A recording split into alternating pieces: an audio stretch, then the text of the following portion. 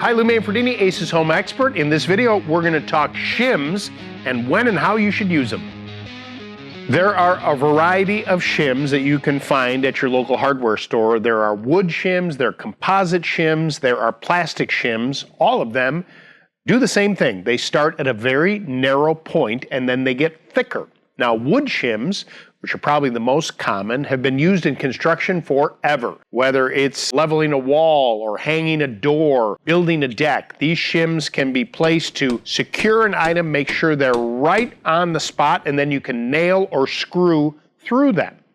Composite shims are really terrific for using outdoors because they're not affected by the weather. And so this new creation of composite shims is great for like deck building, as I mentioned, or any kind of exterior construction that may happen. Plastic shims are awesome for a variety of uses.